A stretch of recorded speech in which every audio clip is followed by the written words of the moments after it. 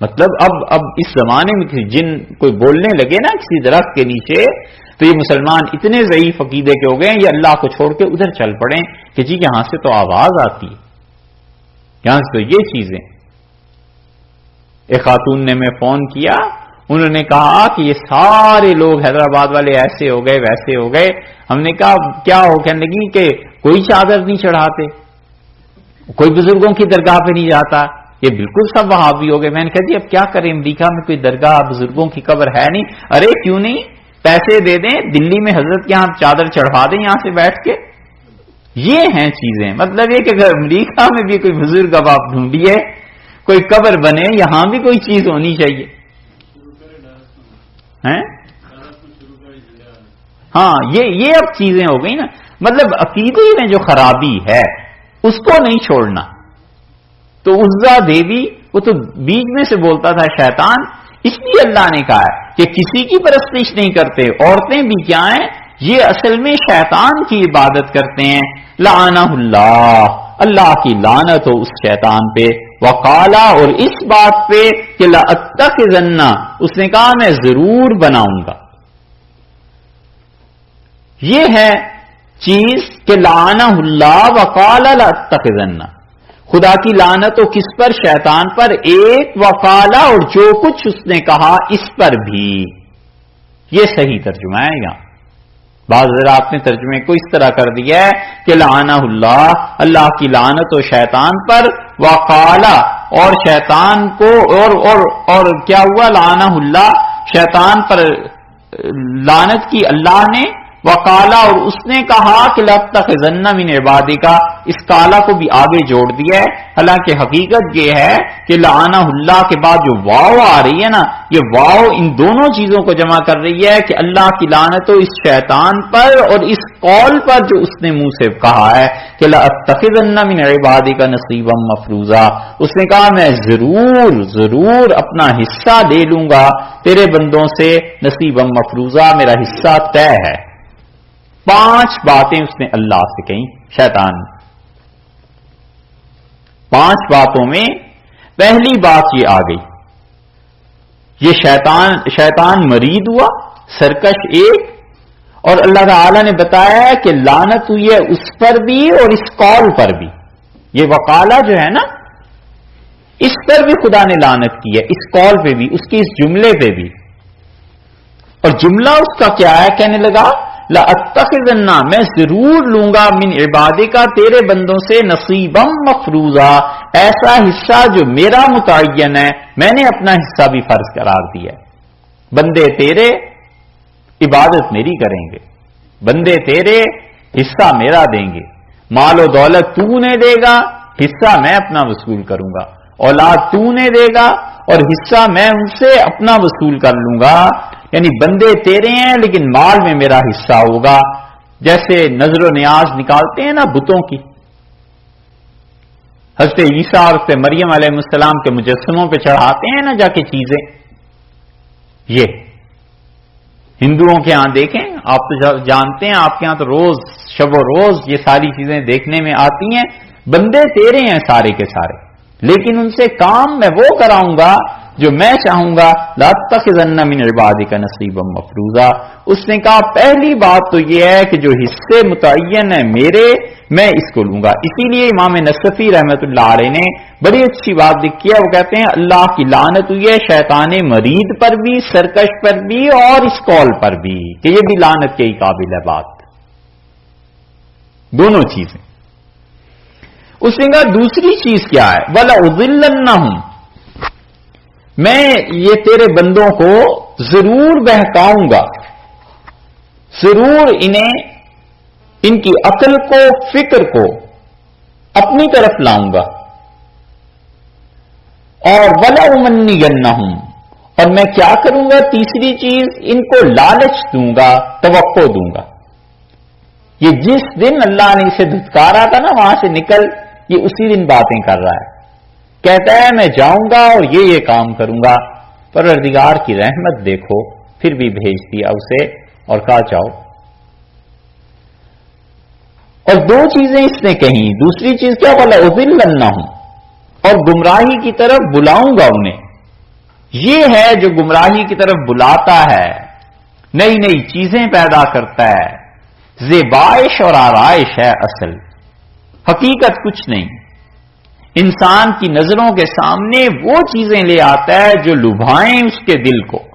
شراب کی بوتلیں دیکھا کیسی کیسی خوبصورت بنا کر پیش کرتے ہیں کہ یہ چیز ہے۔ جوئے کو دیکھو، جوا خانے کیسی کیسی اشتہار آتے ہیں، ہر جگہ پر بورڈ لگا ہوا ہے۔ یہ ہے جو شیطان گمراہی کی طرف بلاتا ہے، اور اللہ تعالیٰ نے بتایا ہے کہ وہ بلانے کا کہہ کے گیا ہے ہم سے کہ وہ بلائے گا لوگوں کو شیطان کس طرف، گمراہی کی طرف، اور زیبائش و آرائش کے ذریعے، وسوسے کے ذریعے۔ اور اگر کہیں وہ اس چیز کو نافذ بھی کر سکتا، ایک تو ہے دعوت دینا، ایک ہے نافذ کر دینا۔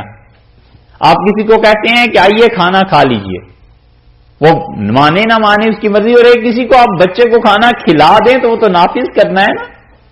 ابھی تو یہ شیطان کو صرف اتنی ہی بات ہے کہ وہ بلا رہا ہے، اگر اسے نفاذ کی بھی قدرت ہوتی تو پھر بچتا کیا، پھر تو ساری دنیا اسی کے ساتھ چلی جاتی، الیاذ باللہ۔ لیکن صرف دعوت کی حد تک کی بات ہے، اسی لیے قرآن کریم میں دوسرے مقام پر بھی آیا ہے یہ دعوت جو دینی ہے نا شیطان نے کہ آؤ گمراہی کی طرف، اس کو اللہ تعالی نے 14ویں پارے میں ایک جگہ ذکر فرمایا ہے۔ آپ دیکھیے سورہ ابراہیم 13واں پارہ اور سورت نمبر ہے 14 اور آیت نمبر ہے 22۔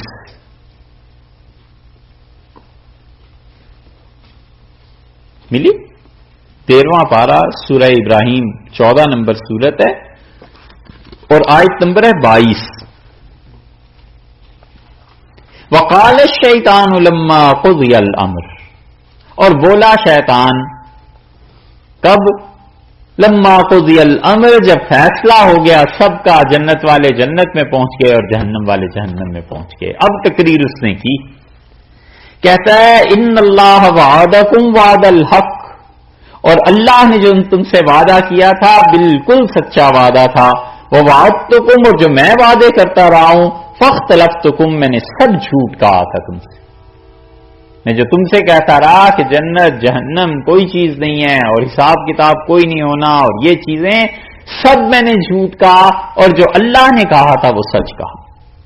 وما کان لی علیکم من سلطان، اور میں جو باتیں تم سے کہتا تھا میرے پاس کوئی طاقت حکومت نہیں تھی کہ میں تم پہ نافذ کر سکتا، الا مگر یہ کہ اندعوتکم، میں نے تمہیں بلایا تھا، گناہ کی دعوت دی تھی، فاستجبتم لی، تم نے میرا کہنا مان لیا، اللہ کے کہنے کو رد کر دیا۔ اللہ کہہ رہا تھا کہ آؤ نماز کے لیے، اور میں کہہ رہا تھا کہ بالکل نہ جانا اور کام کرنے ہیں، تم نے میری بات مان لی، اللہ کی بات رد کر دی، باقی میں نے تم پہ کوئی جبر نہیں کیا۔ یہ ہے بات۔ فلا تلومونی، آج کے دن مجھے الزام مت دو، ولوموا انفسکم، اپنے آپ کو رو، اپنے آپ کو پیٹو، اپنی جان کو الزام دو، ما انا بمصرخکم، میں تمہاری فریاد کو آج نہیں پہنچ سکتا، وما انتم بمصرخیہ، اور تم میری فریاد، میرے دکھ کو دور نہیں کر سکتے، انی کفرت بما اشرکتمون من قبل، اور میں بالکل آج کفر کا اظہار کرتا ہوں ان تمام چیزوں سے جن کو تم اللہ کا شریک ٹھہراتے رہے۔ ساری انسانیت سے شرک کرواتا رہا، اور آخری دن کہتا ہے اللہ نے فرما دیا، اس نے کہا میں آج کے دن ہر شرک کا انکار کرتا ہوں جو میں تم سے کراتا رہا، ان الظالمین لہم عذاب علیم، اور جو ظالم ہیں ان کے لیے بڑے دکھ کی مار ہے۔ یہ ہے جس سے پتا چلتا ہے کہ شیطان کا زور انسان پر نہیں چلتا، مشورے دیتا رہتا ہے برائی کے، وہ کوئی مانے یا نہ مانے اپنی مرضی ہے ہر آدمی کی۔ یہ چیز اس نے کی، اس نے کہا وَلَأُضِلَّنَّهُمْ، اور میں انہیں ضرور بلاتا رہوں گا گمراہی کی طرف۔ ایک وَلَأُمَنِّيَنَّهُمْ، تیسری چیز جو میں ان کے ساتھ کروں گا انہیں لالچ دلاؤں گا، توقع دلاؤں گا۔ گمراہی کی قسمیں ہی دو ہیں آج تک پوری دنیا میں، تیسری قسم ہمیں نہیں معلوم، فکر کی گمراہی اور عمل کی گمراہی، یہی دو چیزیں ہیں نا۔ کچھ لوگ فکری طور پر، ذہنی طور پر گمراہ ہوتے ہیں، عقیدے میں گمراہی ہوتی ہے، کچھ اعمال میں گمراہ ہوتے ہیں۔ وَلَأُضِلَّنَّهُمْ، میں انہیں بلاؤں گا، کس طرف کہ وہ لوگ اپنی فکر اپنی عقل میرے حوالے کر دیں. یہ گمراہی. ولا امنینہم، لالچیں دکھاؤں گا انہیں، لالچ دوں گا. جوا کھیل لو، ان کاموں میں آ جاؤ، سود میں آ جاؤ، بہت پیسے مل جائیں گے. یہ چیزیں میں انہیں بتاؤں گا. 3 چیزیں اس نے کر لی. چوتھی کہتا ہے ولا آمرنہم، اور میں انہیں ضرور یہ کہوں گا، جہاں تو مجھے بھیج رہا ہے نا جس دنیا میں ان سے ضرور جا کر یہ بات کہوں گا، اس کا حکم دوں گا. اس بات کو ولا آمرنہم صحیح ترجمہ یہ ہوگا ولا آمرنہم، میں انہیں سکھاؤں گا. کیا چیز سکھاؤں گا؟ فلا یبتکن، تو وہ ضرور ضرور چیریں گے. چیرنا، کاٹنا. کیا چیز؟ آذان الانعام، جانوروں کے کان کاٹیں گے اور انہیں بتوں کے نام پر چھوڑیں گے. میں یہ ضرور انہیں سکھاؤں گا. فلا یبتکن، میں ان کو یقیناً یہ سکھا دوں گا، حکم دوں گا انہیں. کیا چیز؟ کہ چیریں جانوروں کے کان وہ اور بتوں کے نام پر چھوڑ دیں، آزاد کر دیں. یہ ہے شیطان. اس لیے جتنے بھی بتوں کے نام پر جانور چھوڑے جاتے ہیں نا، وہ سب اس میں آ جاتے ہیں. اور عرب یہ کیا کرتے تھے کہ جانوروں کو چھوڑ دیتے تھے. اونٹنی جب 5 بچے جنم دے دیتی تھی اور 5واں بچہ اس کا اونٹ ہوتا تھا تو اس کا کان چیر کے بتوں کے نام پر چھوڑ دیتے تھے، پن کر دیتے تھے. پن کرنا سمجھتے ہو؟ نہیں؟ کیا یار تم سمجھتے نہیں؟ ہاں، پنیا یعنی عبادت کے طور پر کسی جانور کو چھوڑ دینا. ٹھیک ہے. رجھانا سمجھتے ہو؟ شیطان رجھاتے ہی ہے نا. رجھانا سمجھتے؟ کیا؟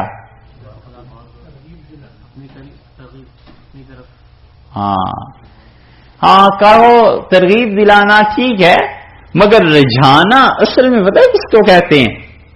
یہ جو لڑکی ناچتی ہے نا بتوں کے سامنے اور وہ اپنے معبود کو، اس بت کو خوش کرنے کے لیے اس کو جو پیسے دیتی ہے اور اس پہ چادریں ڈالتی ہے یا چیزیں اٹھا کر اس کی خدمت پہ پیش کرتی ہے نا، تو وہ اپنے معبود کو، اس بت کو رجھا رہی ہوتی ہے کہ وہ مہربان ہو کے اس کی قسمت بدل دے. یہ ہے رجھانا. سمجھے؟ آپ ہندی میں اس لفظ کو دیکھیں نا،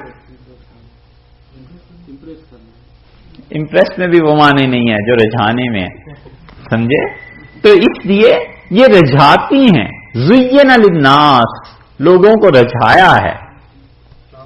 یہ ہے اصل ترجمہ ہے.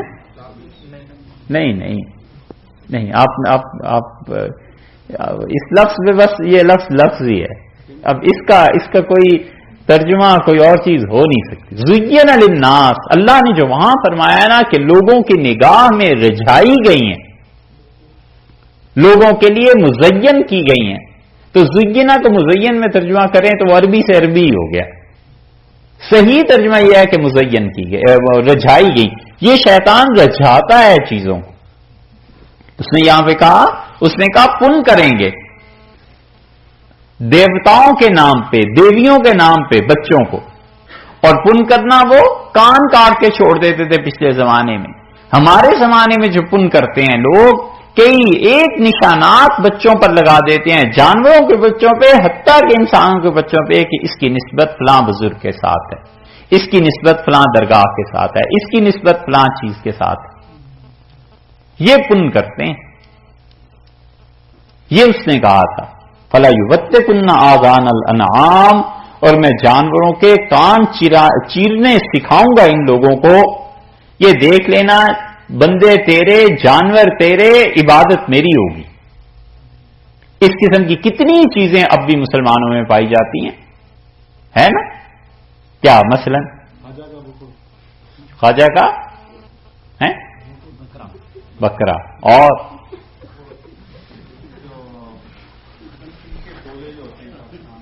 شادولہ کے ڈولے، ان کے نام کے بچے ہوتے ہیں نا. یہ کوئی نہ کوئی نشانی ایسی لگوا دوں گا جانوروں پہ کہ کوئی اسے نہ چھیڑے، اور درگاہ کے جانور وہ مانے جائیں، اور لوگ اس سے ڈریں کہ اگر اس جانور کو ذبح کہیں کر دیا تو مارے جائیں گے۔ بہت جگہوں پہ درخت ایسے مل جائیں گے کہ اس درخت کو نہ کاٹنا ورنہ مر جاؤ گے، اور اس درخت کی شاخ توڑو تو ہمیشہ کوئی نہ کوئی آفت آ جاتی ہے۔ یہ چیزیں اللہ کے ساتھ شرک کی اقسام میں سے اس نے کہا یہ تو ہو گئی کتنی 4 چیزیں، وَلَا آمُرَنَّهُمْ، اور میں انہیں ضرور سکھاؤں گا کیا، فَلَا يُغَيِّرُنَّ خَلْقَ اللَّهِ، وہ اللہ کی بنائی ہوئی صورتوں کو تبدیل کریں گے، میں ضرور انہیں یہ بات سکھاؤں۔ 5 باتیں وہ کہہ کے آیا ہے، اس نے کہا ان 5 باتوں کا میں حکم انہیں دوں گا اور ان لوگوں کو میں سکھاتا رہوں گا کہ خدا کی بنائی ہوئی شکل تبدیل کرنا اور اپنے بچوں کے ساتھ ایسے کرنا کہ جانوروں کے بچے اور بتوں کے نام پہ چھوڑ دینا۔ اس پہ ایک حاشیہ سنیے حضرت کا، پھر اس کے بعد بات کرتے ہیں آخری کہ وہ کیسے بنائی ہوئی شکلیں تبدیل کرتا ہے۔ شاہ عبد القادر صاحب رحمۃ اللہ علیہ کا حاشیہ ہے، اور یہ اس زمانے کا ہے جب مسلمانوں میں یہ اختلافات فرقہ واریت کے نہیں ہوئے تھے کہ یہ فلاں شہر سے تعلق ہے تو فلاں شہر سے تعلق ہے۔ حضرت کا انتقال تو ہو گیا 1205 میں، اختلافات تو اس کے بعد سید احمد شہید رحمۃ اللہ علیہ کی جب تحریک چلی اس جہاد کے بعد شروع ہوئے ہیں، اس جہاد کے وقت سے شروع ہوئے ہیں، اس سے پہلے مسلمانوں میں بر صغیر میں اختلاف نہیں تھا۔ اس لیے جتنے بھی اختلافات کی بات لوگ کرتے ہیں، ہم کہتے ہیں سید صاحب رحمۃ اللہ علیہ کی تحریک سے پہلے چلے جاؤ، پہلے لوگ کیا کہتے تھے۔ شاہ ولی اللہ صاحب رحمۃ اللہ علیہ کو لے لو، یہ اور ان کے بیٹے کیا کہتے تھے۔ حضرت کا ترجمہ، حضرت کی اس پہ تشریح دیکھیے۔ حضرت فرماتے ہیں شاہ عبد القادر صاحب رحمۃ اللہ علیہ، جانوروں کے کان چیریں، یہ کافروں کا دستور تھا۔ گائے کا یا بکری کا ایک بچہ بت کے نام کا کر دیا، اس کے کان میں نشان ڈال دیتے۔ ایک گائے بکری کا بچہ لیا، بت کے نام پہ چھوڑ دیا اور اس کے کان میں نشان ڈال دیا۔ اب بھی ہندوستان میں یہ ہوتا ہے، دیکھا ہے نا؟ ٹھیک ہے، آگے دیکھیے۔ اور صورت بدلنا یہ کہ لڑکے کے سر میں چوٹی رکھتے ہے یا نہیں؟ برہمن بھی اور بھی۔ صورت بدلنا یہ کہ لڑکے کے سر میں چوٹی رکھتے بت کے نام کی، برہمن تو بتوں کے نام کی رکھتے ہیں نا۔ اور آگے سنیے، مسلمان کو ان کاموں سے بچنا ضرور ہے، اور فکرہ جو غضب کا ہے وہ یہ ہے جس سے آگ لگ جاتی ہے۔ اپنے بزرگوں سے یہ معاملت نہ کریے، کافر بھی جن سے کرتے تھے بزرگ ہی جان کر کرتے تھے۔ سمجھے؟ اپنے بزرگوں سے یہ معاملہ نہ کرو کہ ان کے نام کی چوٹیاں رکھ رکھ کے چھوڑ دو۔ کتنے ہی ملیں گے اب تک، یہ حضرت علی رضی اللہ عنہ کے نام کی چوٹی ہے، یہ حضرت حسین رضی اللہ عنہ کے نام کی چوٹی ہے، یہ فلاں بزرگ کے نام کی لٹ ہے، اور وہ لٹ کٹاتے ہیں جب بچہ 2 سال 2.5 سال کا ہو جائے، اور پھر اس بزرگ کی قبر پر جا کر رکھتے ہیں، اور ساتھ کچھ سونا چاندی جتنی بھی توفیق ہو وہ بھی وہاں پیش کرتے ہیں۔ یہ دیکھا ہے؟ بہت ہمارے یہاں دیکھو ہیں، پاکستان میں کئی بچوں کو دیکھو، دیہات میں گاؤں میں سارا سر منڈا ہوا ہے اور ایک چوٹی لمبی سی لٹک رہی ہے۔ یہ کس کی ہے؟ یہ فلاں بزرگ کی ہے۔ یہ بچہ نہیں ہو رہا تھا، ہم نے منت مان لی تھی کہ حضرت آپ کے نام کی چوٹی بچوں کے رکھ دیں گے، اور یہ وہ چیز ہے، اور وہ 2 سال 2.5 سال کے بعد کراتے ہیں، اور یہ چیزیں پتہ نہیں اللہ کا شکر ادا کرنا ہے اس موقع پہ یا نہیں، مگر اب تک حالت یہ ہے کہ ہمیں کبھی ہسپتال میں نظر آ جاتا ہے نا ایسا بچہ تو آگ لگ جاتی، اور میں کہتا ہوں اس کو پہلے منڈاؤ پھر علاج کریں گے۔ وہ کہتا ہے نہیں صاحب، میں کہتا ہوں لے جاؤ بچے کو کہیں بھی۔ ڈاکٹر سے میں نے کہا یار تمہاری اپنی مرضی ہے، مگر یا ہمیں یہاں رہنے دو یا ان بچوں کو آنے دو، ایک چیز کرو۔ اور اللہ ہی کا احسان ہے، کتنے ہی ڈاکٹرز نے سمجھایا اور وہیں پہ وہ چوٹی کاٹ کے پھینک دی، اور بچے بھی زندہ ہیں۔ بزرگوں نے کچھ نہیں کیا، نہ مار دیا انہوں نے اور نہ ان کی روح نکال لی، کچھ بھی نہیں ہوا۔ یہ ہے حضرت نے جو فرمایا نا، کیا کہنے اس بات کے، اپنے بزرگوں سے یہ معاملت نہ کریے، کافر بھی جن سے کرتے تھے بزرگ ہی جان کر کرتے تھے۔ کافر کوئی بتوں کے نام پہ نہیں کر رہے تھے، وہ بھی سمجھتے تھے کہ یہ بزرگ ہیں، اس لیے وہ ساری چیزیں یہ کرتے تھے. سمجھے؟ یہ ہے خدا کی توحید کہ اللہ کی جتنی چیزیں ہیں وہ غیر کے ساتھ منسلک نہ کی جائیں. طواف اللہ کے گھر کا حق ہے، بزرگوں کی قبروں کا حق نہیں ہے، ان کے گرد نہ چکر لگائے جائیں. چومنا یہ حجر اسود بیت اللہ کا حق ہے، بزرگوں کی قبروں کو نہ چوما جائے. غلاف چڑھانا یہ خدا کے گھر کا حق ہے، بزرگوں کی قبروں پہ غلاف نہ چڑھائے جائیں. جتنی چیزیں اللہ کی ہیں اللہ ہی تک رہنے دے. جب ان چیزوں کو غیروں کے ساتھ کرے گا، قبر کے ساتھ کرے گا، تو جس عقیدے کے تحت کرے گا اسی عقیدے کے تحت فتویٰ لگ جائے گا. بغیر کسی عقیدے کے کر رہا ہے تو گناہ کر رہا ہے. اور اگر وہ سمجھتا ہے کہ یہ صاحب قبر، یہ بزرگ میرے حالات کو جانتے ہیں اور نفع نقصان ان کے قبضے میں آ گیا ہے، وہ شرک بھی ہو گیا اور نکاح بھی ٹوٹ گیا. سمجھے؟ یہ وہ کہہ کے آیا تھا بڑا، کہتا ہے بلا عام اور انا ہوں، میں انہیں ضرور یہ سکھاؤں گا کہ کیا کریں. فَلَيُغَيِّرُنَّ خَلْقَ اللَّهِ، اللہ کی بنائی ہوئی شکل کو تبدیل کریں. اس کے بہت سے معانی مفسرین نے لکھے.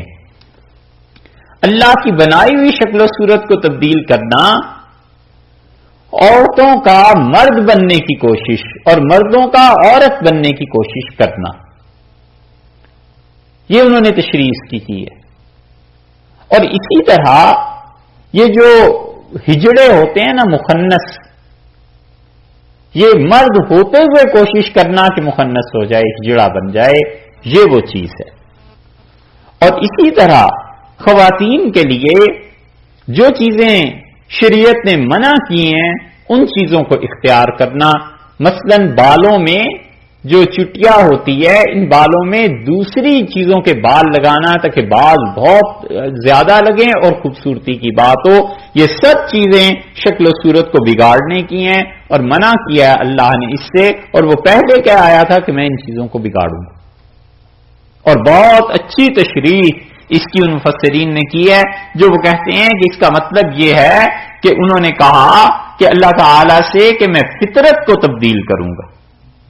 جو فطری چیزیں ہیں نا انسانوں میں، ان فطری چیزوں کو میں بدل ڈالوں گا اور نتیجہ اس کا یہ نکلے گا کہ لوگ تیرے باغی اور نافرمان ہو جائیں گے.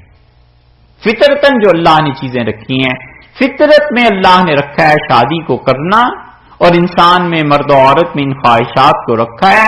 اب یہ فطرت سے لڑنا اور ٹکر لینا کہ شادی نہیں کریں گے، ایک تو ہے کسی کو وقت نہیں ملا، ایک ایسا ہے جس کی خاندانی مجبوریاں تھیں، ایک عورت ایسی ہے جس کو رشتہ نہیں ملا. یہ سب چیزیں الگ ہیں. ایک یہ کہ جان بوجھ کے ایسی شادی نہ کرنا، یہ خدا کی فطرت بنائی ہوئی سے ٹکر لینا ہے. کہیں نہ کہیں پھنس جاتا ہے آدمی. اور یاد رکھو جتنے بھی فطرت کے کام ہیں نا، ان سے کبھی آدمی ٹکر نہ لے. آدمی نہیں جیتتا، فطرت جیت کے رہتی، اور نتیجہ اس کا یہ نکلتا ہے کہ گناہ میں پڑ جاتا ہے. تو اس نے کہا میں انسانوں کی فطرت کو تبدیل کروں گا. اور اس سے بھی اچھی بات بعض حضرات نے لکھی ہے، کہاں ان کی نظر پہنچی ہے. انہوں نے کہا، اس نے کہا پروردگار میں تبدیل کروں گا تیری تخلیق کو، یعنی پوری دنیا تو نے انسانوں کے لیے بنائی ہے. سورج، چاند، ستارے، مٹی، یہ آسمان و زمین تو نے بندوں کے لیے بنائے تھے. میں اس بات کو الٹا گھما دوں گا اور بندے ان کے لیے ہو جائیں گے. تیرے بندے بجائے اس کے کہ سورج سے صحیح کام لیتے، سورج کی پرستش کرنے لگیں گے. الٹا کام ہو گیا. جو تیرا حق تھا وہ انہوں نے سورج کو جا کے دیا، چاند کو دیا، زمین کو پوجا، آسمان کو پوجا، حتیٰ کہ ڈائریکشن سمتیں پوجنے لگے کہ مشرق مقدس ہے یا مغرب مقدس ہے. میں ان کو اتنا الٹا گھما دوں گا کہ جو چیزیں تیری تھی یہ پرستش ان کی کرنے لگیں گے جو چیزیں تو نے ان کے نفع کے لیے پیدا کی تھی. سمجھے؟ یہ اس نے کہا. اللہ نے فرمایا ہے اس پہ لعنت ہوئی اللہ کی، اور اس کے اس جملے پہ جس جملے میں اس نے 5 چیزیں خدا کو کہی تھیں کہ میں یہ چیزیں بگاڑ دوں گا. لوگوں وَمَن يَتَّخِذِ الشَّيْطَانَ وَلِيًّا، اور جو کوئی بھی شیطان کو اپنا دوست بنائے گا، من دون اللہ، اور اللہ کو چھوڑ دے گا، فقد خسر خسرانا مبینا، تو وہ انسان پڑا بہت ہی واضح اور بہت ہی صاف گمراہی میں اس نے نقصان اٹھایا، بہت واضح نقصان ہو گیا اس کا۔ حضرت مجدد الفسانی رحمت اللہ علیہ نے ایک فقرہ لکھا ہے اپنے مکتوبات میں، وہ کہتے ہیں کہ حضور اقدس صلی اللہ علیہ وسلم کے راستے کو چھوڑ کر کوئی اور راستہ، اور وہ چیزیں جو دین میں شامل کی جاتی ہیں اگرچہ صبح صادق کی طرح روشن کیوں نہ نظر آئیں، لیکن لوگ اپنے پاس سے جس چیز کو دین میں شامل کریں گے، میں اللہ سے بڑی عاجزی سے یہ دعا مانگتا ہوں کہ خدا تعالی مجھے اور جتنے بھی لوگ میرے سلسلے میں داخل ہوں ان سب کو اس گمراہی سے محفوظ رکھنا۔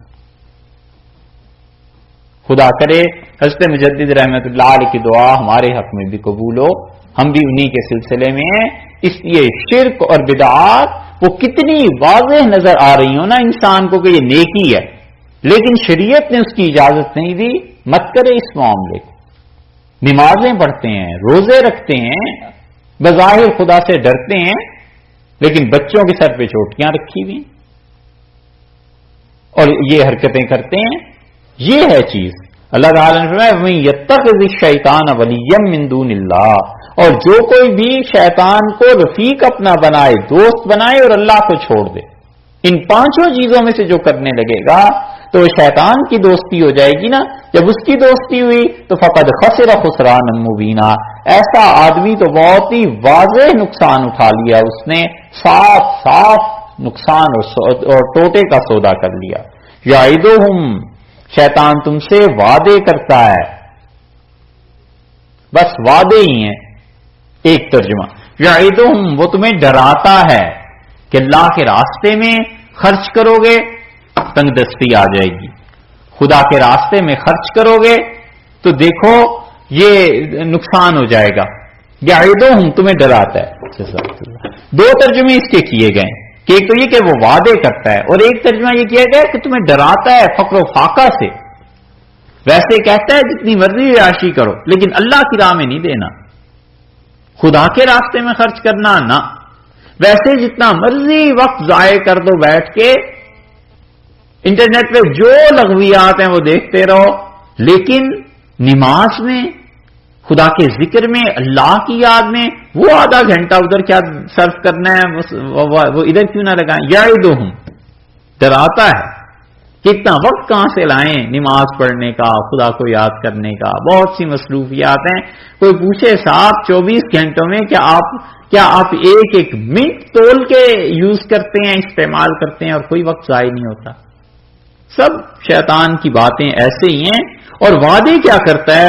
وعدے کرتا ہے کہ یہ کام کر لو، یہ سود لے لو، یہ چیزیں کر لو، اس سے تم بڑے اچھے ہو جاؤ گے۔ اور دوسری بات تو یمنیہم، انہیں تمنائیں دلاتا ہے اور انہیں توقعات بتاتا ہے، کس نے دوبارہ اٹھنا ہے، کون سا قبر میں عذاب ہونا ہے، ایسے ہی ہے، بس بڑوں سے سنتے آئے ہیں، لوگ کہتے ہیں، چھوڑو ان باتوں کو۔ یہ ایسی چیزیں شیطان تمہارے ساتھ کرتا ہے۔ وما یعدہم الشیطان، اور شیطان جو بھی تم سے وعدہ کرتا ہے کچھ نہیں ہے الا غرورا، سو سب دغا ہے۔ بڑی زبردست بات ہے، عربیت کے اعتبار سے کیسا شاندار جملہ ہے۔ وما یعدہم الشیطان، اور شیطان تمہیں جن چیزوں سے ڈراتا ہے۔ ایک ترجمہ یہ کہ شیطان جن چیزوں کا وعدہ کرتا ہے ارے کچھ نہیں ہے الا غرورا، سب دغا ہے، سب دھوکا ہے، سب جھوٹ ہے، سارے کا سارا دھوکا ہے، کچھ نہیں ہے اس میں، یہ سب چیزیں۔ اور یہ انسان کو خود بھی کبھی کبھی عقل آتی ہے، جب عمر ڈھلتی ہے نا اور جذبات کی شدت گناہ کے بعد کم ہوتی ہے تو پھر اندر سے ایک آواز اٹھتی ہے، اگر ضمیر اندر سے زندہ ہو، وہ کہتا ہے جھک ماری، وائے نادانی کہ وقت مرگ یہ ثابت ہوا، وائے نادانی کہ وقت مرگ یہ ثابت ہوا، خواب تھا جو کچھ کے دیکھا اور جو بھی سنا افسانہ تھا۔ بس موت کے وقت پتا چلتا ہے پھر کہ جو دیکھتے رہے سب خواب تھا اور جو سنتے رہے سب افسانے اور چکروں کی باتیں تھیں۔ اب حقیقت سامنے کھل کے آ گئی کہ دنیا کیا ہے اور اللہ کے یہاں کیا ہوگا. یہ ہے چیز. فرمایا وہ تم سے وعدے کرتا ہے اور تمہیں امیدیں دلاتا رہتا ہے، اور یاد رکھنا سب دھوکہ ہے. جو تم نے کہا اور میر نے جو فرمایا ہے سب مایا ہے. سب مایا ہے. سب ایسی چیزیں ہیں جن کا کوئی آسرا ٹھکانہ نہیں. اور ہوگا کیا؟ اولئک، ایسے لوگ، ماواہم جہنم، جہنم ان کا ٹھکانہ ہے. ولا یجدون، اور وہ نہیں پائیں گے انہا، جہنم سے. ایسوں کا ٹھکانہ جو دوزخ ہے تو نہیں پائیں گے. ولا یجدونا، نہیں پائیں گے. انہا، ہا کی ضمیر لوٹ رہی ہے جہنم کی طرف، دوزخ کی طرف. جہنم سے نہیں پائیں گے کیا؟ محیصا، بھاگنے کی جگہ. اس سے بھاگ کر جائیں گے کہاں؟ یہ ہے وہ ٹھکانہ. عقل کہتی ہے کہ جہنم ہونا چاہیے. عقل کہتی ہے کہ ایک نہیں کئی جہنم ہونے چاہیے.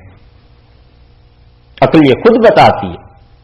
جو شیطان کی عبادت کرتے رہے اور اس کے دھوکوں میں رہے. شیطان سکھاتا رہا کہ کون سا مرنا ہے، اس کی زمین پہ ناجائز قبضہ کر لو.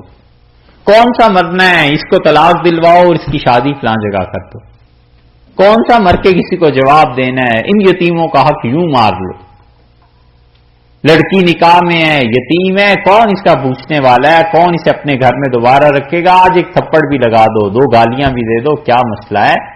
یہ ساری کی ساری چیزیں جو ہے نا، ان کو دیکھ کے اور انسانیت کو دیکھ کے جو آج ظلم ہو رہے ہیں، کئی بار خیال آتا ہے کہ خدایا کئی ایک جہنم ہونے چاہیے. کوئی تو دن ہو جس دن صبر کرنے والے کو داد ملے اور جس دن ظلم کرنے والے کو سزا ملے. کوئی تو وقت ایسا آئے جس وقت میں جنہوں نے برداشت کیا ہے ان لوگوں کو خدا انعام دے، اور جو اپنی منمانیاں کرتے رہے ہیں اور ظلم کرتے رہے ہیں لوگوں پہ، وہ بھی پکڑے جائیں.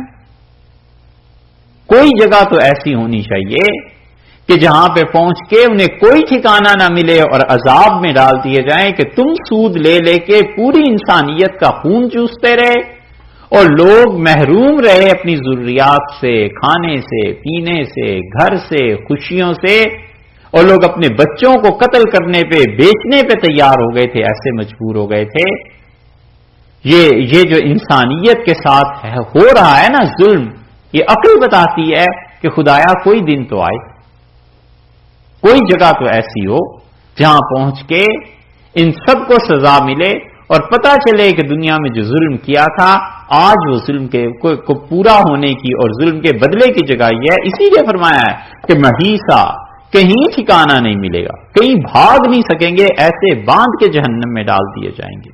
والذین آمنوا، اور جو لوگ ایمان لائے، وعملوا الصالحات، اور جنہوں نے نیک اعمال کیے ہیں، سندخلہم، ہم ان قریب داخل کریں گے انہیں، جنات، باغات میں، تجری من تحتها الانہار، جہاں پر دریا بہ رہے ہوں گے، ہم انہیں وہاں داخل کریں گے. خالدین فیہا، ہمیشہ ہمیشہ رہیں گے، خالدین رہیں گے ہمیشہ ہمیشہ، فیہا، اس میں یعنی جنت میں، ابداً، ہمیشہ ہمیشہ انہیں ہم وہاں رکھیں گے، ہمیشہ ہمیشہ. ان کے لیے وہاں سے نکلنے کا کچھ ٹھکانہ نہیں ہوگا. خدا کی رحمتیں، خدا کے انعامات جو دنیا میں وہ قربانی دیتے رہے ہیں، وہ قربانیاں وہاں جا کر رنگ لائیں. جو محنت کرتے رہے ہیں اس کا صلہ وہاں ملے گا. اپنے وقت کو، اپنی جان کو، اپنے مال کو جو انہوں نے خرچ کیا ہے کہ اللہ کے ہاں پہنچیں گے تو جزا ملے گی، یہ ہے اس کی جزا. حدیث میں ایسی ایسی چیزیں آئی ہیں کہ آدمی سنے تو حیران ہوتا ہے کہ اللہ کے ہاں کیسی کیسی چیزیں. رسول اللہ صلی اللہ علیہ وسلم نے فرمایا اللہ تعالیٰ بلائیں گے ایک آدمی کو جو دنیا میں قرآن پاک پڑھتے رہے ان کو، اور اسے کہے گا کہ میں تجھ پہ کیا انعام کروں. تو کہے گا میرے پروردگار تو نے جنت میں بھیج دیا اور تم اس سے راضی ہو گیا، یہ انعام بس بہت بڑا ہے. تو اللہ تعالیٰ فرمائیں گے کہ بات یہ ہے، ایسے بہت سے لوگوں کو خدا جمع کرے گا اور کہے گا کہ بات یہ ہے کہ تم لوگ دنیا میں پڑھتے تھے اور لوگ سنتے تھے، تو میں تم سے اتنا خوش ہوں کہ آج اپنا کلام میں خود تمہیں پڑھ کے سناتا ہوں اور اللہ تعالی الحمدللہ سے شروع کرے گا اور والناس تک سارا خود پڑھ کے انہیں سنائے گا. یہاں دنیا میں وہ آواز جو ہوا میں بکھر جاتی ہے اس کی قرات کسی اچھے قاری کی آپ سنیں تو انسان سر دھنتا رہ جاتا ہے اور بے اختیار رو دیتا ہے کہ سبحان اللہ کتنی اچھی آواز اور کیسے پڑھی جا رہی ہے. سوچو جب اللہ اپنے بندوں کو پڑھ کے سنائے گا تو پھر عالم کیا ہوگا. یہ عقل اس کا احاطہ نہیں کر سکتی. اس لیے جو لوگ دنیا میں قربانی دیتے ہیں خدا کے لیے ایک جگہ تو ایسی ہونی چاہیے جہاں پہنچ کے انہیں صلہ ملے, جہاں پتہ چلے کہ واقعی تم نے جو کام کیے تھے آج اس کا انعام ہے. یہ اللہ نے فرمایا وعد اللہ حقا, یہ اللہ کا سچا وعدہ ہے. اللہ نے صرف وعدہ ہی نہیں فرمایا, فرمایا حقا, اور اللہ کا ایسا وعدہ ہے جو بالکل پورا ہونا ہے. اللہ تعالیٰ اگر ویسے ہی کہہ دیتے وعدے کا نہ کہتے تو بھی بات ہمیں سمجھ میں آتی, پھر اس پہ وعد اللہ کا لفظ فرما دیا تو بھی ٹھیک کہ اللہ نے وعدہ. حقا کی آگے صفت لائیں کہ یہ یقینی طور پہ پورے ہونے والی بات ہے, اس میں کوئی شک و شبہ نہیں. شریف آدمی دنیا میں وعدہ کر لے تو آدمی کو اعتبار ہوتا ہے کہ یہ انہوں نے وعدہ کیا اس وعدے سے نہیں پھریں گے, یہ تو اللہ کا وعدہ ہے. ومن اصدق من اللہ قیلا, اور لوگوں کون ہے من اصدق من اللہ, جو اللہ سے زیادہ سچا ہو قیلا اپنے کہے کا. اللہ سے سچی بات کس کی ہے؟ اللہ سے زیادہ کون ہے جس پہ تمہیں بھروسہ ہو سکتا ہے کہ وہ اپنے وعدے کو پورا کرے گا؟ یعنی استفہام پوچھا ہے لیکن نفی کے معنی میں, مطلب یہ کہ کوئی نہیں ہے ایسا جس کے وعدے پہ اتنا بھروسہ کسی کو ہونا چاہیے جتنا ہمارے وعدے پہ ہونا چاہیے, کیونکہ ہمارے اختیار میں ہے, ہمارے قبضے میں, اور ہم وعدہ کر رہے ہیں. من اصدق من اللہ قیلا, ہم سے بڑھ کر اپنا وعدہ پورا کرنے والا کون ہے؟ بڑے سے بڑا آدمی جس پہ تم اعتبار کر سکتے ہو اس سے بھی کہیں آگے اس کی اور اللہ کی کون سی ایسی جوڑ کی بات ہے؟ حق تعالی شان سب سے زیادہ فرماتے ہیں میں اپنے وعدے کو پورا کرنے والا. تھوڑی دیر رکیے پھر انشاءاللہ آگے بڑھتے. اللہ من الشیطان الرجیم, بسم اللہ الرحمن الرحیم. یہ جو آیت ہے 124 نمبر اور 123 اور 124, یہ دونوں آیات پہلے گزر چکی ہیں, آپ سے پڑھیں گے تو آپ کو یاد آ جائے گا. اللہ تعالی نے فرمایا لیس بامانیکم, اور صرف تمہاری خواہشات یہ بنیاد نہیں بنتی نجات کی. پیچھے بات شیطان کی ہوئی کہ یعدہم و یمنیہم, کہ شیطان کیا کرتا ہے, لوگوں سے وعدے کرتا ہے اور ان کو لالچ دیتا ہے, توقع دلاتا ہے.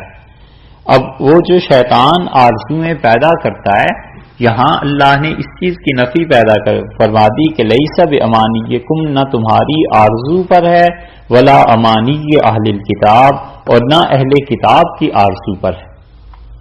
یعنی جو وہ تمنائیں کرتے ہیں کہ ہم اس طرح معافی ہو جائے گی اور بخشے جائیں گے اور ہمیں کوئی عذاب نہیں ہوگا کیونکہ ہم اتنے بڑے خاندان سے ہیں اور ہمارے آباء و اجداد ایسے تھے. تم اور اہل کتاب سب کے سب یہ یاد رکھو کہ محض آرزوؤں سے اور تمناؤں سے کچھ نہیں ہوتا. من یعمل سوءا, جو کوئی بھی آدمی گناہ کا کام کرے گا یجز بہ, اس کی سزا پائے گا. پھر یہ سزا اگر جو اس نے گناہ کا کام کیا ہے حقوق العباد سے ہے تو اللہ تعالی اس کی گرفت زیادہ کرے گا, کیونکہ بندے کا بھی حق ضائع کیا اور اللہ کا بھی حق ضائع کیا اس نے. اور اگر یہ اللہ کے حقوق میں سے ہے تو اللہ تعالی چاہے گا تو معاف کر دے گا اور چاہے گا تو اللہ اسے معاف نہیں کرے گا, وہ اس کی مشیت پر موقوف ہے. تو ارشاد فرمایا کہ تمہاری محض تمناؤں سے کیا ہوتا ہے, تم تمنا کرتے رہو کہ ہم چونکہ مسلمان ہیں اس کی ہمیں عذاب ہی نہ ہو, اور دنیا میں جو مرضی ظلم کرتے رہو اور تمہیں کچھ نہ پوچھے. لیس بامانیکم, تمہاری آرزوؤں کی بات نہیں اور نہ ہی اہل کتاب کی آرزوؤں کی بات ہے. جو کوئی بھی برائی کرے گا اس کی جزا پائے گا. ولا یجد لہ, اور وہ نہیں پائے گا من دون اللہ, اللہ کے علاوہ ولین, جو کوئی اس کی حمایت کر سکے. خدا اسے چھوڑ دے گا تو کوئی اس کی حمایت کر لے, یہ بھی نہیں ہو سکتا. ولا نصیرا، اور اسی طرح کوئی اس کی مدد کر لے یہ بھی نہیں ہو سکتا، بلکہ جو کچھ لوگ کرتے رہے ہیں اس پر پوری پوری جزا و سزا انہیں ملے گی۔ یہودیوں کا خیال یہ تھا کہ وہ اللہ کے بندے ہیں خالص، اور جن گناہوں پر باقی مخلوق کو سزا ہوگی ان گناہوں پر ہمیں سزا نہیں ملے گی۔ مشرکین مکہ کا بھی یہی حال تھا، یہ ایک خاص حد تک جاتے تھے مزدلفہ تک، اور آگے نہیں جاتے تھے عرفات میں قریش، اور باقی سارے آگے جاتے تھے عرفات میں اور واپس پلٹتے تھے۔ یہ قریش اپنی جگہ پہ بیٹھے رہتے تھے اور کہتے تھے یہ جو عوام ہے یہ آگے جائیں، ہمیں تو ضرورت نہیں، ہم تو حضرت ابراہیم علیہ السلام کے اولاد میں سے اور اس گھر کے والی اور وارث ہیں۔ یہ بہت سی چیزیں ایسی ہر قوم میں پائی جاتی ہیں، یہودیوں کا اور مشرکین مکہ کا، اور اسی طرح یہ مسلمان بھی اپنے حق میں یہی خیال رکھتے ہیں کہ پیغمبر علیہ السلام، ان کی شفاعت، یہ چیزیں یا جو مرضی ظلم کر لو اس سے بخشے جائیں گے۔ اللہ نے فرما دیا ہے کہ مسلمان جو نادان ہیں ان کے لیے بھی یہ فرمایا کہ دیکھو برا جو کوئی بھی کرے گا اس کو سزا ملے گی، اور کوئی حمایت کسی کی پیش نہیں جاتی، اللہ جس کو پکڑ لے گا وہی چھوڑے تو چھوڑے۔ دنیا کی مصیبت پہ اپنے آپ کو قیاس کر لینا کہ دنیا میں مصیبت آ جاتی ہے، اللہ ہی ہٹائے تو اس مصیبت کو ہٹائے، کوئی نہیں ہٹا سکتا۔ اسی طرح قیامت کا بھی ہے کہ خدا جب پکڑ لے گا کوئی نہیں اس انسان کو چھڑا سکتا۔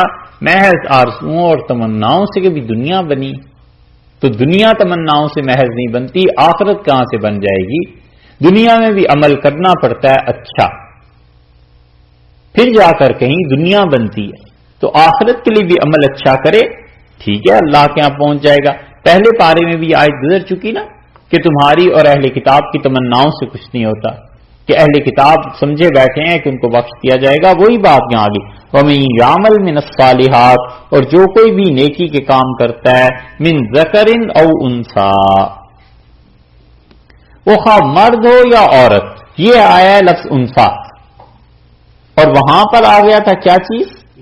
اناثا، اناثا اس کی جمع آ گئی تھی نا، یہ ہے انثى اس کا واحد، کہ مرد ہو یا عورت جو کوئی بھی نیکی کا کام کرے وہ مؤمن، اور وہ مومن ہو، یہ آ گئی شرط۔ اگر کافر ہوگا تو کافر کی نیکی تو ایسی ہی ہے جسے جانا مشرق کو ہے اور وہ سرپٹ مغرب کو بھاگ رہا ہے، نیکیاں کرتے چلے جا رہے ہیں لیکن مومن نہیں ہے، خدا کے ساتھ شرک کرتا ہے، اور اللہ کسی کو یہ اجازت نہیں دیتا کہ اس کے ساتھ شرک کرے۔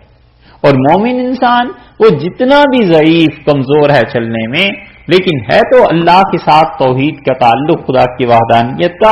وَمَن يَعْمَلْ مِنَ الصَّالِحَاتِ مِن ذَكَرٍ أَوْ أُنثَىٰ، عورت ہو یا مرد ہو، وَهُوَ مُؤْمِنٌ، اگر وہ مومن ہے تو فَأُولَٰئِكَ يَدْخُلُونَ الْجَنَّةَ، تو ایسے بندے داخل ہوں گے الجنت، جنت میں داخل ہوں گے وہ لوگ، وَلَا يُظْلَمُونَ، اور ان کا حق نہیں رہے گا نقیرا، تل برابر حق ان کا نہیں رکھیں گے۔ جو کھجور کی گٹھلی میں ایک ذرا سا نقطہ لگا ہوا ہوتا ہے اس کے برابر بھی ہم کسی کا حق نہیں رکھیں گے، پورے پورے حق لوگوں کو دے دیں گے، مرد ہو یا عورت نیکی کے کام کرتا ہو اور ہو مومن۔ دو شرطیں لگا دی، بڑی شرط مومن ہونے کی، اور دوسری شرط یہ کہ اس سے کوئی فرق نہیں پڑتا مرد ہو یا عورت ہو، نیکی کرتے رہیں، کیونکہ مرد میں محض مرد ہونے کے ناطے کون سا اس میں خوبی کی بات ہے، اور عورت میں محض عورت ہونے کی وجہ سے کون سی نقصان کی بات ہے؟ خدا کی نگاہ میں یہ سب برابر ہیں، نیکی اور برائی میں۔ عورت اگر گناہ کرے وہ بھی ایسے ہی پکڑی جائے گی جیسے مرد پکڑے جاتے ہیں، اور مرد اگر گناہ کرے گا وہ بھی ایسے ہی پکڑا جائے گا جس طرح کہ عورتیں پکڑی جاتی ہیں۔ اللہ کے یہاں یہ تھوڑی ہے کہ مرد گناہ کرے تو چونکہ مرد ہے لہذا معافی ہو گئی، ویسے ہی پکڑا جائے گا۔ دلی میں ایک طوائف تھی، اس کا انتقال ہو گیا، تو بہت نیک بہت پاک بنے پھرتے تھے نا مسجد والے، انہوں نے کہا رے اس عورت کا جنازہ نہیں پڑھنا، یہ تو بہت خراب کردار کی تھی، ایسی تھی ویسی تھی، دلی والے کیوں اس کا جنازہ پڑھتے؟ ان کے ایمان ذرا زیادہ مضبوط تھے۔ لے آئے شاہ عبدالعزیز صاحب رحمت اللہ علیہ کے پاس اس مسئلے کو، تو شاہ عبد العزیز صاحب رحمۃ اللہ سے پوچھا گیا کہ حضرت اس عورت کا جنازہ پڑھیں یا نہ پڑھیں، اختلاف ہو رہا ہے۔ حضرت نے فرمایا یہ بتاؤ کہ اس عورت کے جو یار ہیں مرد، اگر وہ مر جائیں تو جنازہ پڑھ لیتے ہو؟ ان کا حضرت ان کا تو پڑھ لیتے ہیں۔ فرمایا پھر اس کا بھی پڑھ لو، اس کا بھی پڑھ لو۔ فرمایا جو وہ کرتے ہیں وہی یہ کرتی تھی، اس کا بھی جنازہ پڑھو۔ یہ ہے کہ عورتیں محض عورت ہونے کے ناطے کون سی اس میں کمی ہے بھئی؟ اللہ کا قرب اسے بھی ایسے ہی ملتا ہے جیسے مردوں کو ملتا ہے، اور خدا اس کی عبادت کو بھی ایسے ہی قدر و قیمت کی نگاہ سے دیکھتا ہے جیسے وہ مردوں کی عبادت کو دیکھتا ہے۔ اس لیے ارشاد فرمایا کہ تم میں کوئی بھی مرد ہے یا عورت بس بنیادی طور پہ ایک مومن ہونا چاہیے، اور دوسرے یہ کہ وہ نیکی کے کام کرے، تو ہم تو اس کا تل برابر حق رکھنے کے روادار نہیں، ذرہ برابر حق ہم اس کا نہیں رکھیں گے، نیکیاں ساری کی ساری اسے لوٹا دیں گے، اور یہ بات پہلے بھی گزر چکی ہے۔ ومن احسن دینا، اور اس سے بہتر کس کا دین؟ من احسن دینا، اس سے بہتر کس کا طریقہ زندگی؟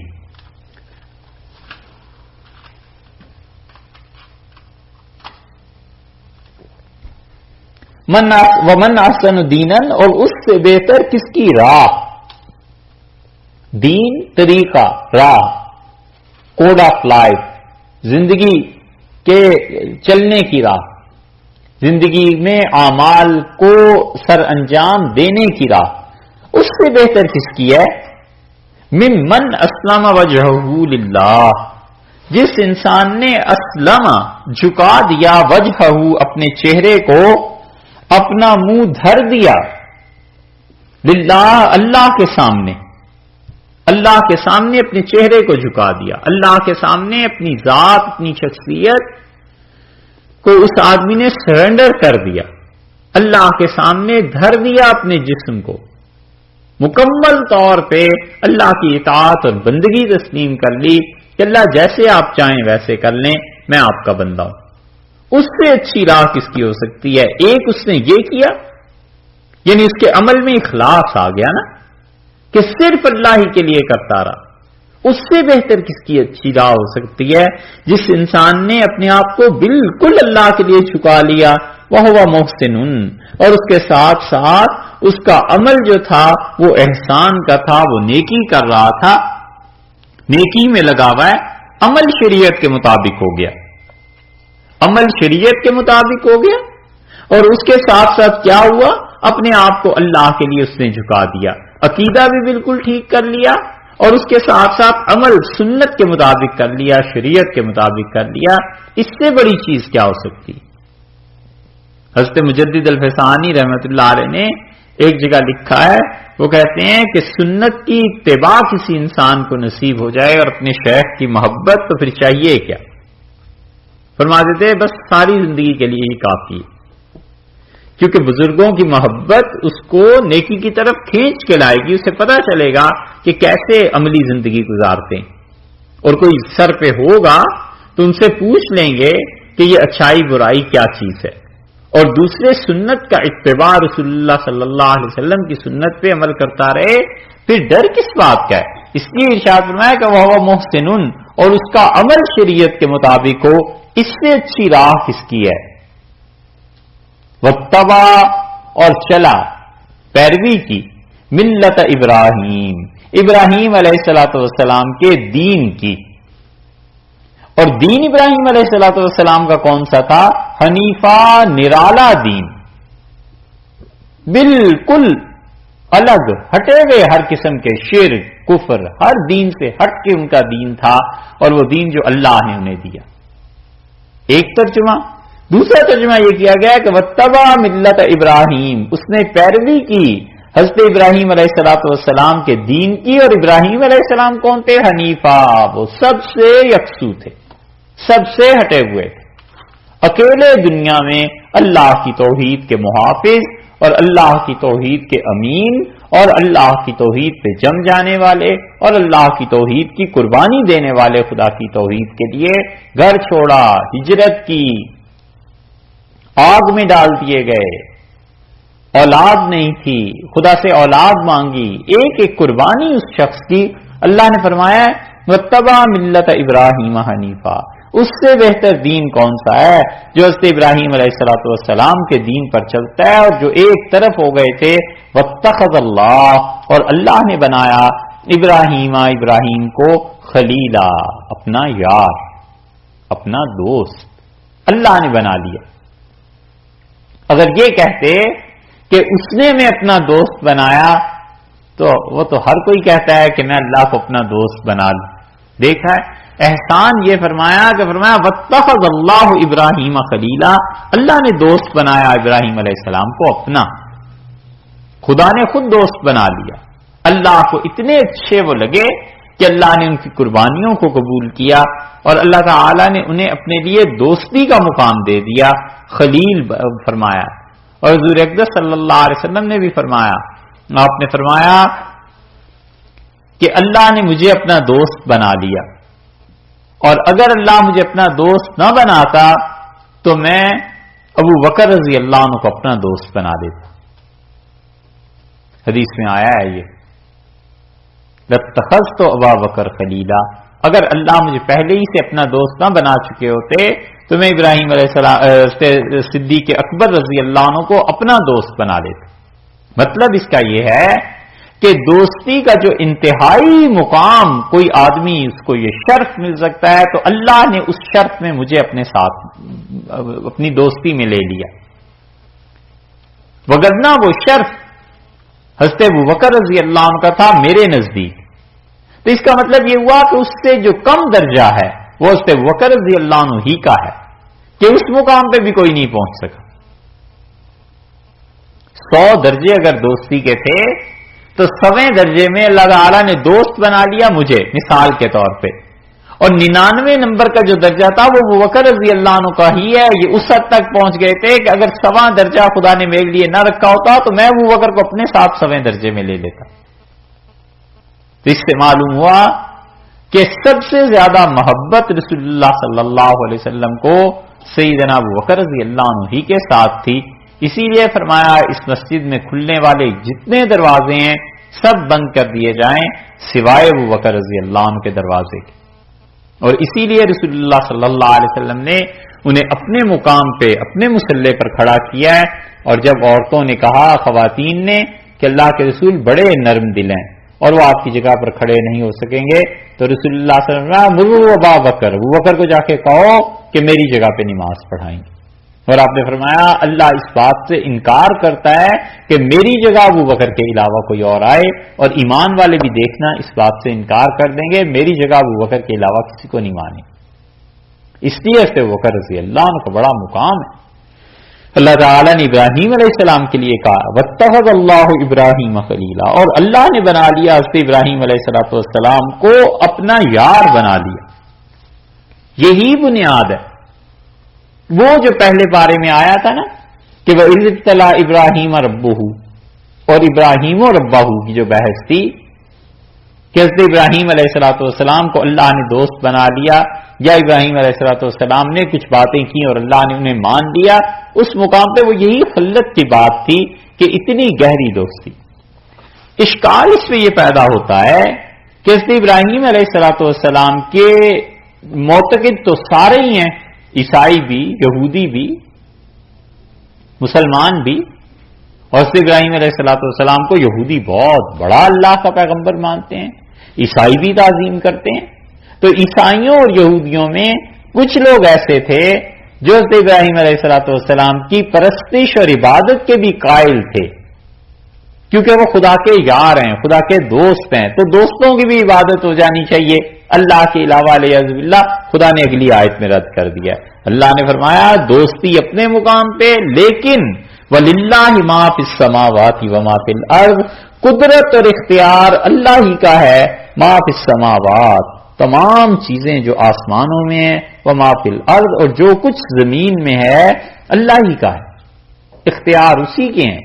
حضرت ابراہیم علیہ السلام کو اتنی محبت اور تعلق کے باوجود اختیار نہیں، ہم نے تو انہیں اپنا دوست بنایا ہے تو ابراہیم علیہ السلام محتاج تھے اس بات کے کہ ان کا رب ان کو دوست چن لیتا، یہ اس نے کرم کیا ہے۔ اللہ محتاج نہیں تھا اس بات کا کہ ابراہیم علیہ السلام کو دوست بناتا یا زمین و آسمان کی تخلیق میں ان سے مدد لیتا یا کوئی اپنی مخلوق ان کے ذریعے ہوتی، اللہ اس کا محتاج نہیں تھا۔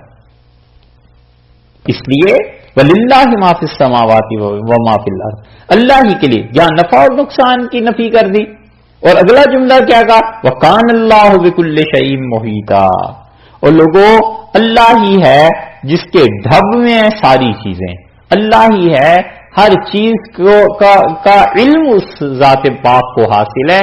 ابراہیم علیہ السلام کو ہر چیز کا علم حاصل نہیں تھا، وہ ہمارے دوست تھے، لیکن تم یہ سمجھو کہ انہیں ہر چیز کا علم حاصل ہو گیا تھا اور نفع اور نقصان بھی ان کے پاس چلا گیا تھا۔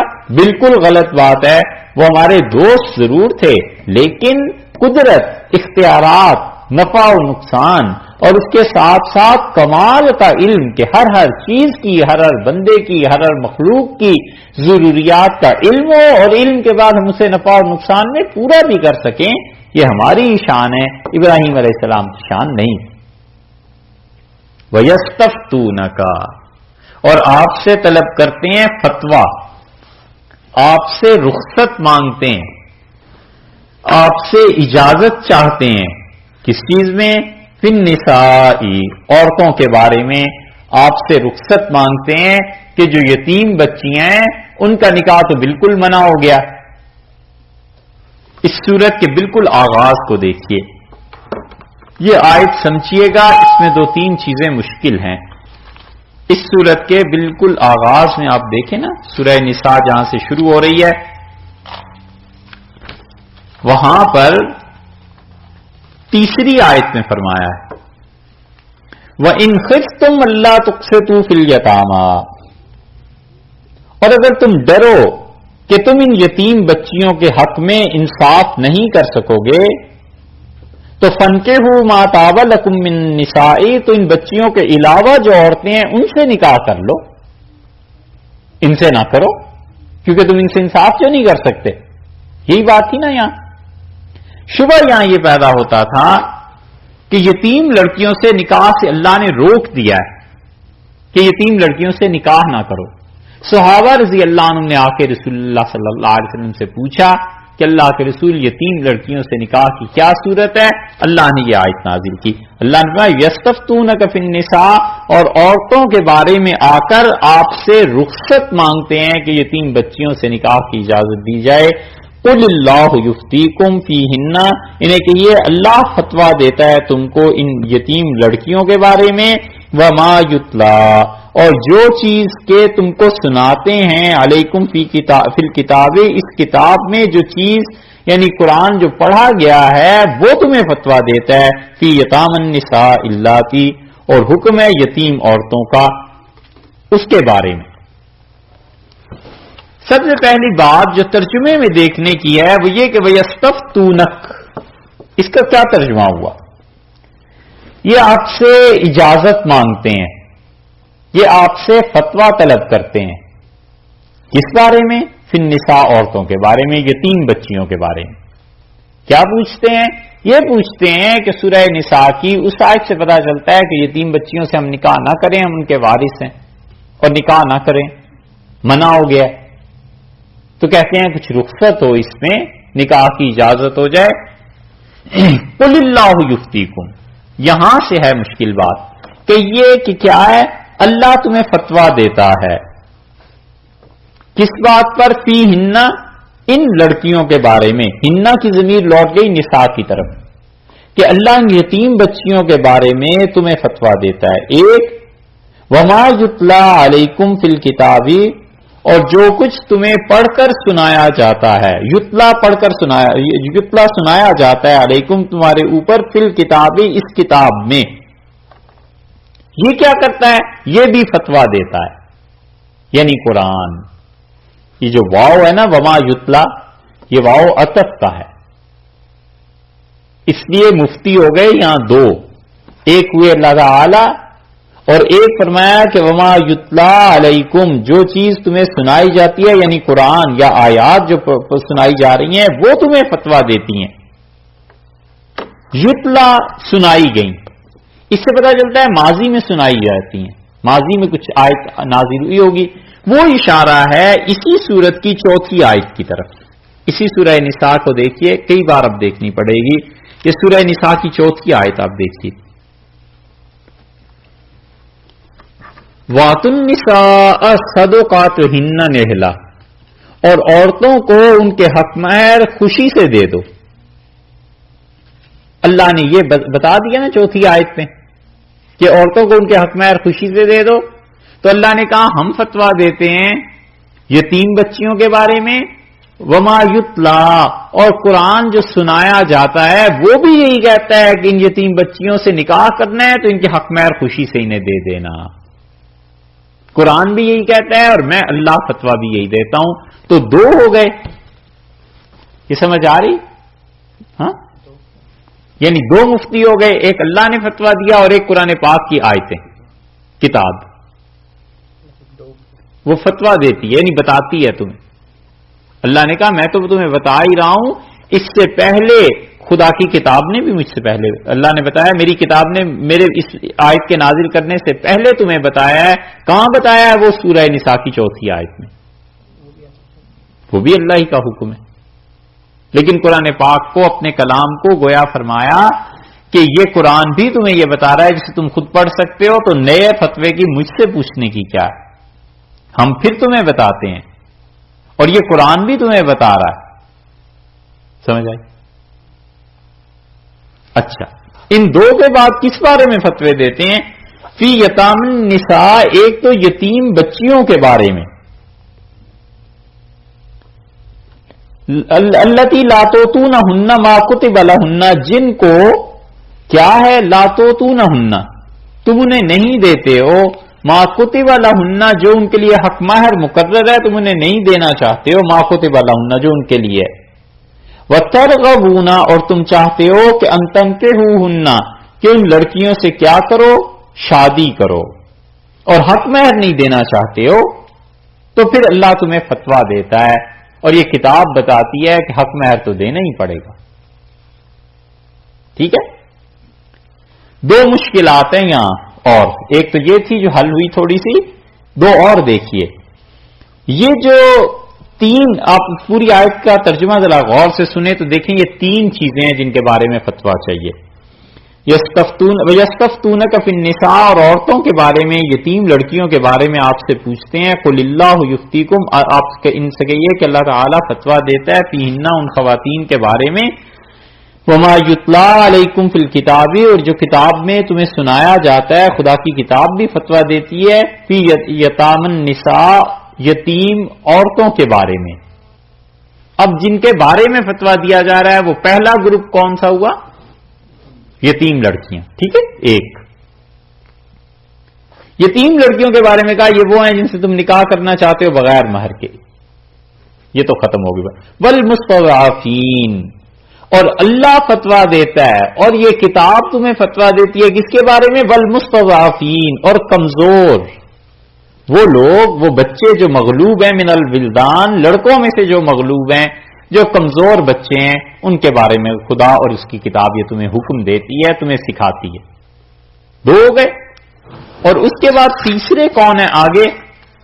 وَأَن تَقُومُوا لِلْيَتَامَى، اور تیسرے جو ہیں وہ یہ یتیم ہیں. وَأَن تَقُومُوا، اور تیسرے جو ہیں وہ یہ ہے یتیموں کے حق میں.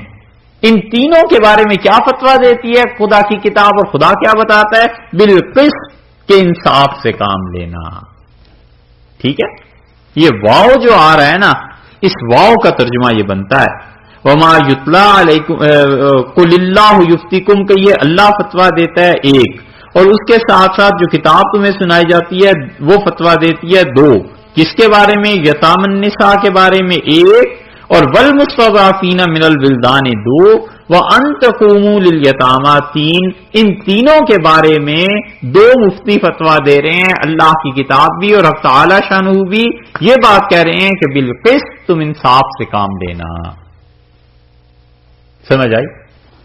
یہ ترجمہ بنتا ہے اس کا.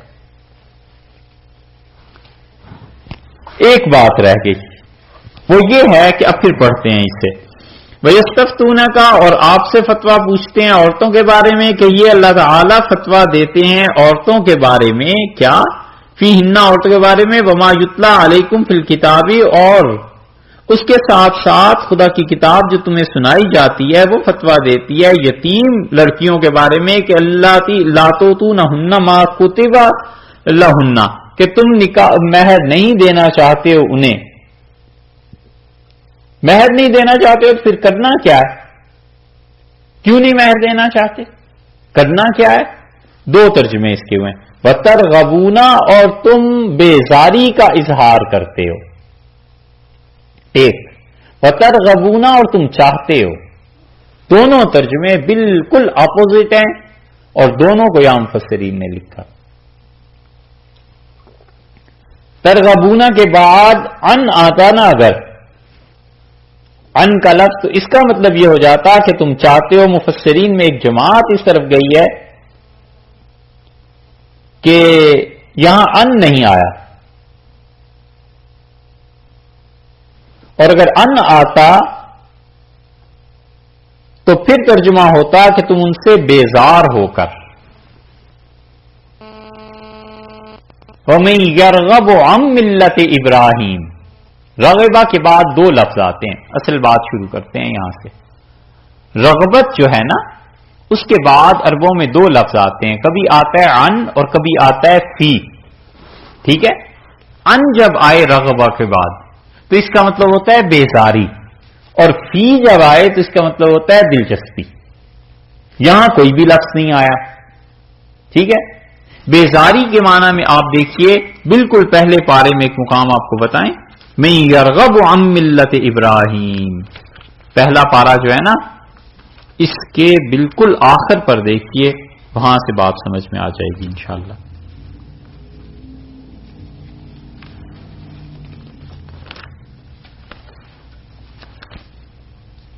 آیت نمبر 130 ہے.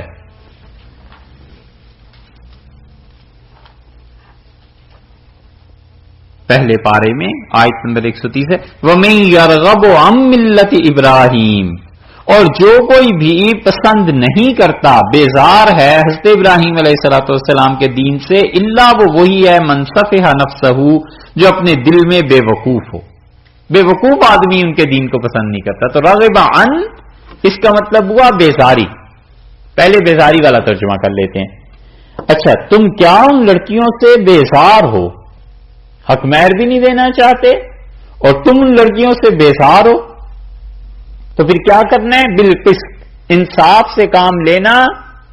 اگر نکاح کرنا ہے پھر بھی بیزاری کے باوجود تو حق مہر دینا ہوگا. نہیں کر دینا تو پھر کہیں اور ان کا نکاح کر دو. ایک ترجمہ. اور دوسرا رغب فی رغبت کا اظہار کرنا اپنا انٹرسٹ شو کرنا. فی یتام النساء اللاتی لا تؤتونہن ما کتب لہن اور تم ان عورتوں کو حق مہر نہیں دینا چاہتے جو کچھ کہ اللہ تعالی نے ضروری قرار دیا ہے ان کے لیے. وترغبون اور تم یہ چاہتے ہو ان کی بجائے اب فی مان لیا جائے الا مان لیا جائے ترجمہ یہ بن جائے گا کہ تم ان سے نکاح کی رغبت رکھتے ہو. تم چاہتے ہو ان سے نکاح ہو جائے اس یتیم لڑکی کے مال کی وجہ سے اس کے حسن کی وجہ سے کسی وجہ سے بھی نکاح ہو جائے مگر مہر پورا نہیں دینا یہ چاہتے ہو تو اللہ تعالی نے فرمایا ہے بالقسط انصاف کے ساتھ کام لینا. تو دو ترجمے ہو گئے نا. اس پہ کہیے اس ترجمے میں سمجھنے میں کچھ ہے؟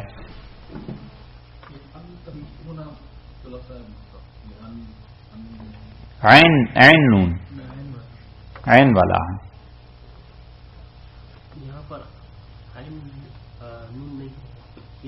ان ہے اس کو چھوڑ دیجیے. اگر ترغبون کے بعد عین نون ہوتا نا ان تو اس کا مطلب ہوتا بیزاری اور اگر فی یا الا ہوتا تو اس کا مطلب ہوتا رغبت. ٹھیک ہے آگے چلیے. ابھی تو ایک اور مشکل بھی ہے اس میں. اللہ تعالیٰ نے فرمایا والمستضعفین من الولدان یہ یتام النساء ایک اور والمستضعفین من الولدان یہ دونوں ان کے بارے میں بھی فتویٰ پوچھتے ہو اللہ تعالی فتوا دیتا ہے، اور یہ جو کتاب پڑھ کے تمہیں سنائی جا رہی ہے یہ فتوا دیتی ہے. کہاں فتوا دیتی ہے؟ یہ آ رہی ہے بات آگے. اور یہ بات کہ تقوموا للیتاما، تیسری چیز یہ ہے جن کے بارے میں فتوے کی بات ہے کہ یتیموں کے بارے میں سب کے بارے میں حکم یہ ہے کہ بالقسط انصاف سے کام لینا. مغلوب لڑکے، یتیموں کا حق اور یتیم لڑکیاں، تینوں کے بارے میں بالقسط انصاف سے کام لینا. یتلا جو ہے نا کہ قرآن کی آیت تمہیں یہ بتاتی ہے. ایک تو اللہ تعالیٰ نے کہا ہم فتوا دیتے ہیں، دوسرے قرآن کی جو آیت بتاتی ہے نا، اس کو آپ دیکھیے اسی سورت کی تین ہے نا گروہ. ایک گروہ تو گزر گیا، ان خفتم اللہ تقسطوا فی الیتامی، اور اگر تمہیں ڈر ہو کہ یتیم بچیوں کے بارے میں انصاف نہیں کر سکو گے تو ان کے نکاح کہیں اور کر دو، خود نہ کرو، اور اگر خود کرنے ہیں تو حق مہر دو. ایک مسئلہ ہو گیا. دوسرا مسئلہ اسی سورت کی دیکھیے 11 نمبر آیت، اسی سورہ نساء کی 11ویں آیت.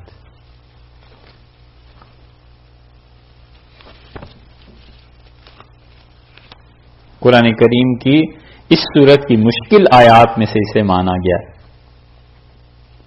11ویں آیت میں اللہ کہتے ہیں یوصیکم اللہ فی اولادکم، اللہ تمہیں نصیحت کرتا ہے تمہاری اولاد کے بارے میں کہ للذکر مثل حظ الانثیین، کہ تمہاری وراثت میں مرد کو حصہ ملے گا 2 عورتوں کے برابر.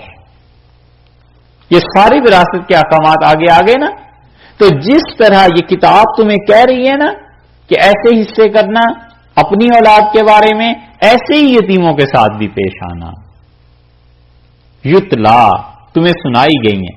ایک جگہ اسی میں تو آگے آیا ہے، بلکہ اس سے پیچھے آیا ہے 9ویں آیت میں وَلْيَخْشَ الَّذِينَ لَوْ تَرَكُوا مِنْ خَلْفِهِمْ ذُرِّيَّةً ضِعَافًا، اور ڈرنا چاہیے کہ اگر اپنے بعد بچے چھوڑ کے مر جائیں تو پھر وہ کیا تمنا کریں گے کہ ہماری اولاد کے ساتھ کیا سلوک ہو. اسی طرح تم بھی دوسروں کی اولاد جو یتیم ہے اس کے ساتھ اچھا سلوک کرنا. دوسرا مسئلہ یتیم بچوں کے بارے میں یتلا جو تھا لفظ اس کی آ گئی. تیسری جگہ اسی جگہ کو دیکھیے گا، اس میں 32 نمبر آیت دیکھیے.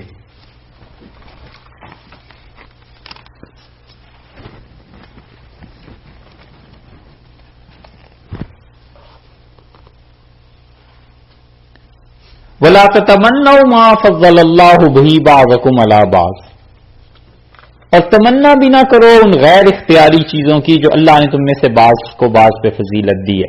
لِلرِّجَالِ نَصِيبٌ مِّمَّا اكْتَسَبُوا، مردوں کا حصہ ہے جو انہوں نے کمایا ہے. وَلِلنِّسَاءِ نَصِيبٌ مِّمَّا اكْتَسَبْنَ، اور عورتوں کا حصہ ہے جو انہوں نے اپنی کمائی سے کمایا ہے.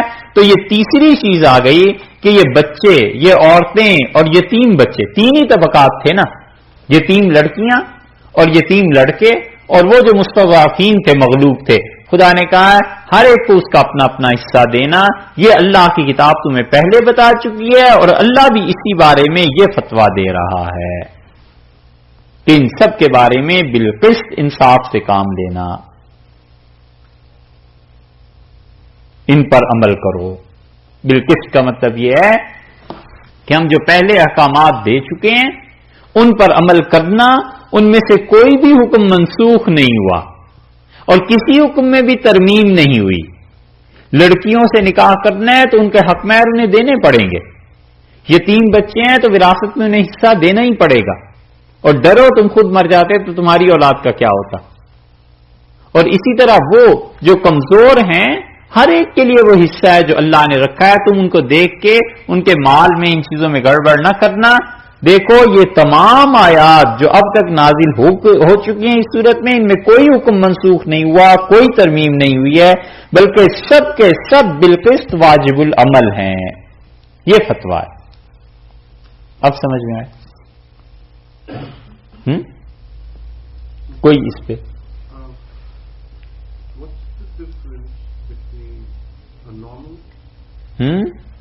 شادی جو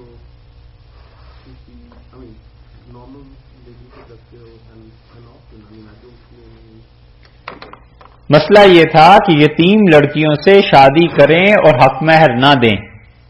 اپنے خاندان میں کوئی لڑکی یتیم ہو گئی, اب یہ چاہتا ہے کہ اس سے شادی کر لے اور اسے حق مہر نہ دے, ٹھیک ہے, اور اس کے مال و دولت پہ قبضہ کر لے. تو اللہ نے کہا یہ نہ کرنا, اسے حق مہر پورا دینا پڑے گا. دیتا ہے حق مہر تو دینا ہی ہے نارمل شادی میں, لیکن وہ اپنے خاندان کے ہونے کی وجہ سے جو اس سے پریویلیج لینا چاہتا ہے, فائدہ اٹھانا چاہتا ہے, منع کیا کہ ایسے نہ کرنا, وہاں بھی حق مہر دینا ہے. ٹھیک ہے,